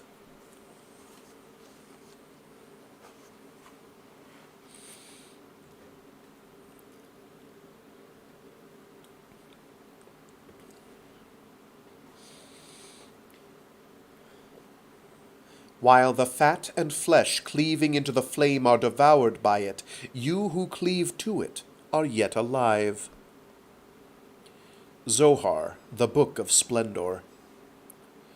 Spider Nevi hoped that Flattery was getting a humbling at the hands of the rabble, because Nevi was certainly getting a humbling out here at the hands of the kelp. He'd spotted Zentz floating on his back, only the whites of his eyes visible, the mouthpiece to his breathing apparatus discarded. A long strand of kelp wrapped his middle, and it reeled him steadily toward the side of the lagoon.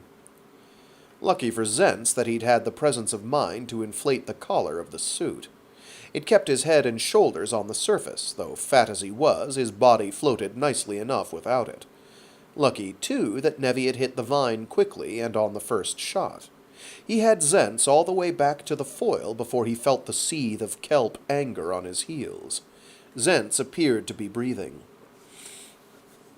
"It would have been so much easier if he had drowned," Nevi thought, "but I still might need him. A live body is a lot more useful than a dead one." Nevi knew one thing for sure. He was getting out of reach of the kelp. One zombie on the crew was enough. The foil started a slow spin, and Nevi swore under his breath. "It's channeling us into its reach." He managed to secure Zent's collar with a line from the aft hatchway and pulled him aboard the foil. He used a boathook to brush off pieces of kelp frond that clung to the unconscious Zents. The whole situation had passed beyond the ridiculous for Nevi. Now it was simply comic. It didn't matter to him whether Flattery stayed in power or not. Whoever was up there would need Spider Nevi and his services, and Nevi enjoyed that position. It was like having 3 or 4 good chess moves already set while the opponent was in check. Well, it was time Flattery learned his worth. Send me out here, will he? Zentz had been kelped, and the automatics in his dive suit kept him from swimming off to who knows where. They didn't keep him from struggling blindly against rescue. At 65 kilos, it took Nevi a while to wrestle the nearly 100 kilos of Zentz inside the foil and harness him into his couch. He didn't know why he bothered, except that it would give Flattery something to play with if they didn't come back with Crista Galli and Ozette. Nevi quickly maneuvered the foil to the center of the lagoon and prepared for vertical takeoff. It would eat up more fuel than he liked, but it would cut his odds of getting grabbed by that kelp stand. He punched in the automatic VTO sequence, and all of the power of the foil kicked him right in the seat of the pants. It swayed like a bug on a blade of grass until they were a safe 100 meters above the lagoon. He set the controls for straight and level and turned the foil loose. A routine 10-minute refueling had turned into nearly an hour's delay, and Nevi couldn't afford to waste another blink. He listened to the radio and couldn't make heads or tails of the situation back at the preserve. He'd tried to raise Flattery on their dedicated channel, but no one keyed him in at the other end. One fragment of transmission from an overflight came through, and he shook his head in wonder. What idiot talked Flattery into depth-charging the foil we're hunting? He snapped off the radio and relaxed his grip on the controls. The afternoon turbulence didn't sit well on his stomach, so he flipped off the autopilot. He needed something to do besides listen to Zentz breathe through his drool.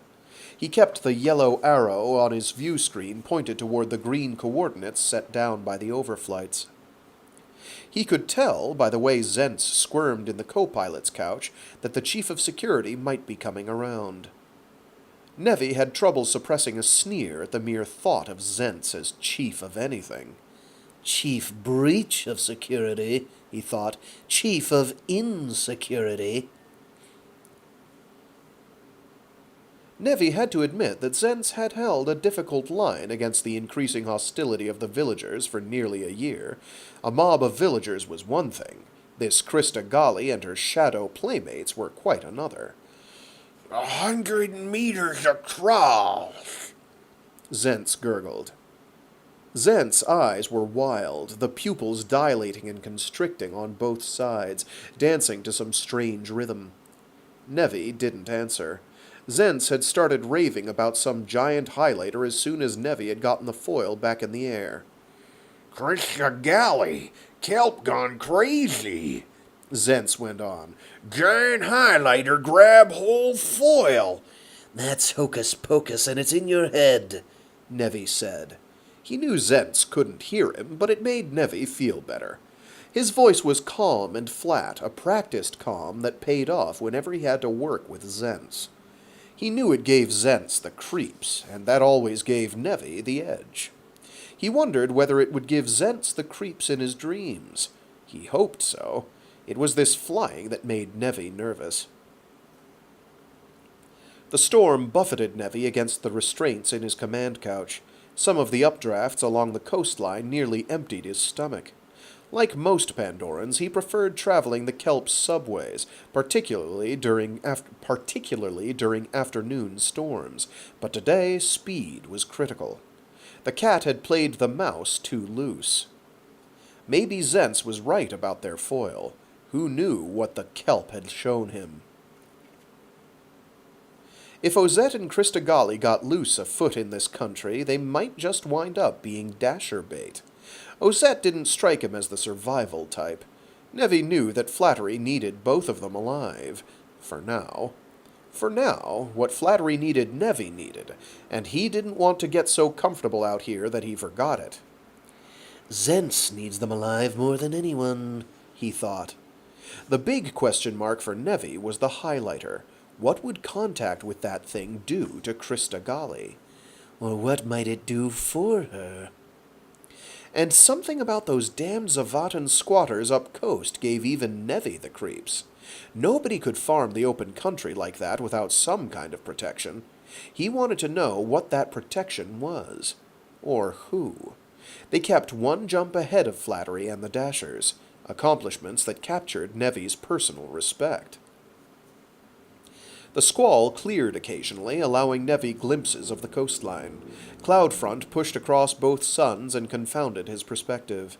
He knew that thousands of square kilometers lay under Zavatan camouflage. It didn't take much imagination to appreciate the value of the new fertile land below. In a matter of weeks, the Zavatans turned bare rock into garden, pumped water, and started up their smelly labs. The entire upcoast region was laced with streams and pockmarked with hundreds of small lakes. They'd already turned many of the lakes into fish farms. Their pitiful farms grew more than enough to sustain them. This Nevi knew. His information was better than Flattery's, but Flattery didn't pay him for information. Where does their surplus go? He wondered. He knew that when he discovered the answer to that one, he would answer the shadow question as well.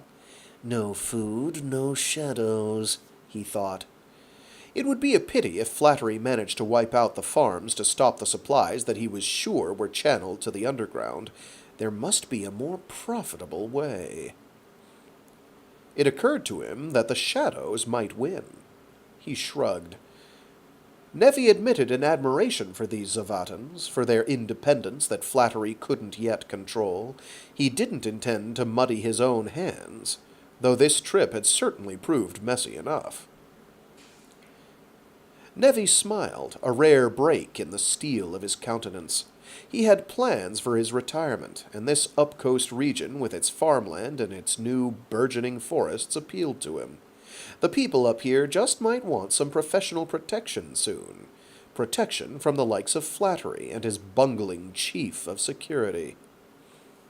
Lots of new squatters this year, he thought. Since the earthquake started a few years ago, people had turned to the surface for safety. Even with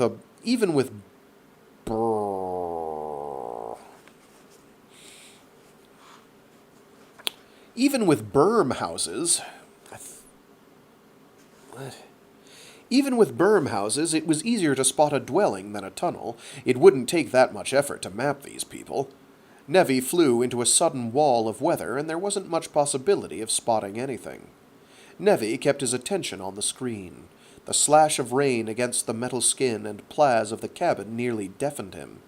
He switched on the landing lights to clarify the terrain. Still, visibility was a few hundred meters tops. A buzzer reminded him that he was flying at the stall point. They were only a couple of kilometers down coast from the overflight coordinates.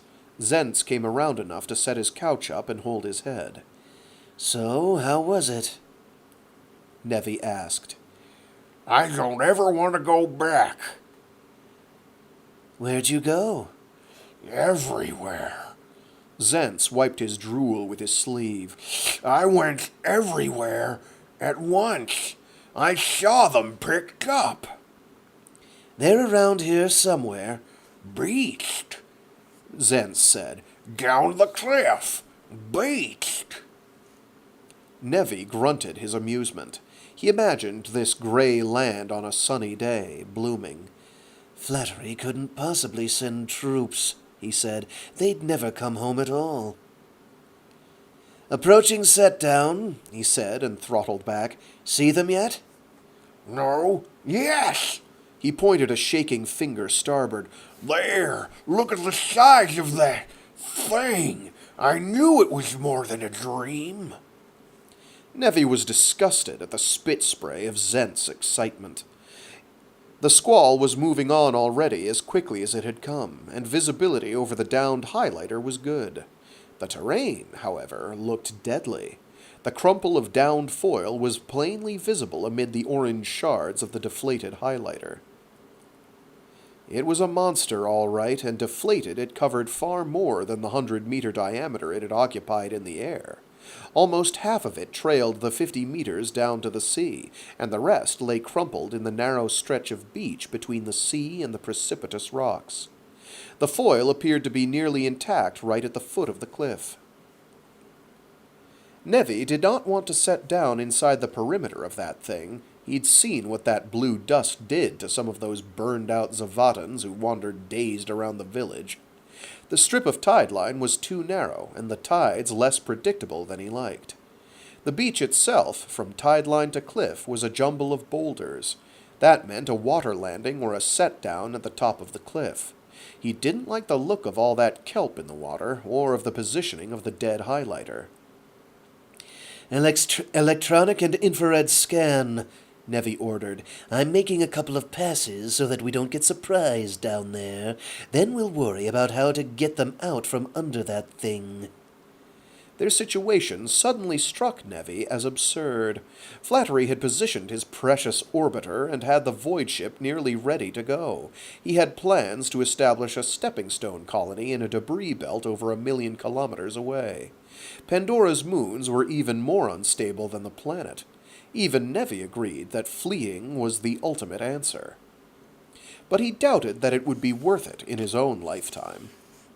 Especially if he insisted on risking his life in a wrestling match with a hydrogen gas bag of hallucinatory dust and tentacles. He chose a set-down atop the cliff, near a trail that didn't look too difficult. Zentz should be clear of his kelping by the time they reached bottom. If the girl's as holy as they say, let's see her get herself out of this one.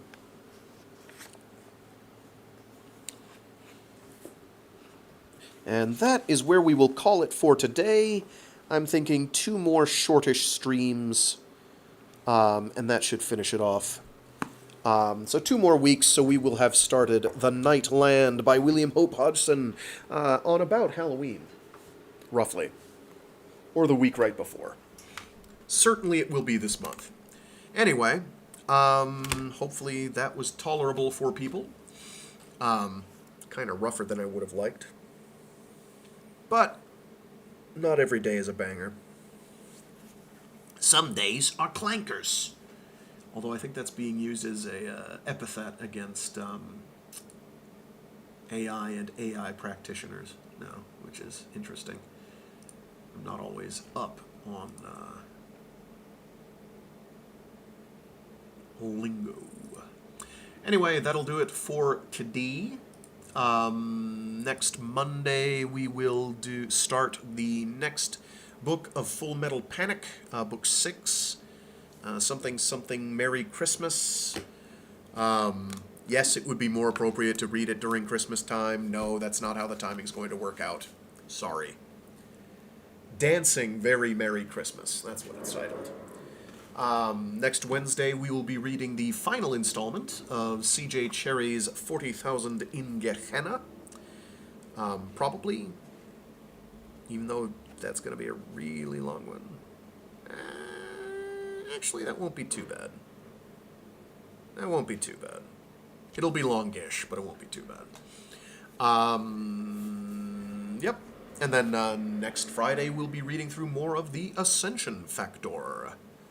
Wherever I put my copy of that, there it is. Yeah, so hopefully people enjoyed. Stay safe, stay sane, be decent to each other. I'll see you all later. Toodaloo. Until next time.